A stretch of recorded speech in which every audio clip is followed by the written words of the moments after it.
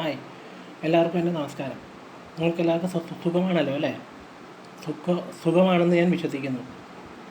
Prathapan YouTube ചാനലിലേക്ക് എല്ലാ മാന്യ പ്രേക്ഷകർക്കും സ്വാഗതം. എൻ്റെ പേര് പ്രതാപൻ എന്നാണ്. ഞാൻ സ്ഥലം ചോറ്റാനിക്കര. എൻ്റെ അമ്മയുടെ പേര് രാജേശ്വരി ദേവി. എൻ്റെ അച്ഛൻ്റെ പേര് സത്യരാമൻ എന്നാണ്. എൻ്റെ അമ്മ വീട്ടമ്മയാണ്. എൻ്റെ അച്ഛൻ ചോറ്റാനിക്കര പോലീസ് സ്റ്റേഷനിൽ സർക്കിൾ ഇൻസ്പെക്ടറായിട്ട് ജോലി ചെയ്യുന്നു. കണിശക്കാരുടെ മുൻകോപിയുമായ അദ്ദേഹം സത്യസന്ധനായ ഒരു പോലീസ് ഉദ്യോഗസ്ഥനും കൂടിയായിരുന്നു.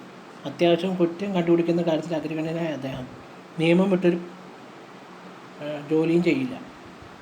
ഒരുപാട് നിലയിൽ അദ്ദേഹത്തിന് ജോലി ചെയ്യുന്ന കാര്യത്തിൽ അഗ്രഗണ്യൻ മാത്രമല്ല, ചിരിക്കാൻ കുറച്ച് ബുദ്ധിമുട്ടായിരിക്കും.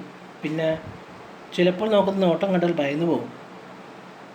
അങ്ങനെ എല്ലാ ദിവസവും അറിയാവുന്ന അദ്ദേഹത്തെ ഭയന്നാരും ഒരിക്കലും നിയമം കയ്യിലെടുക്കില്ല എന്നുള്ളതാണ് സത്യം.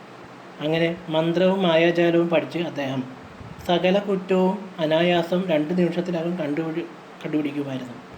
അങ്ങനെ എൻ്റെ അച്ഛനെ ഭയന്ന് ഞാൻ സ്കൂളിൽ നല്ല മാർക്കോടുകൂടി വിജയം നേടുമായിരുന്നു. എല്ലാ വിഷയത്തിലും, എല്ലാ കൊല്ലവും.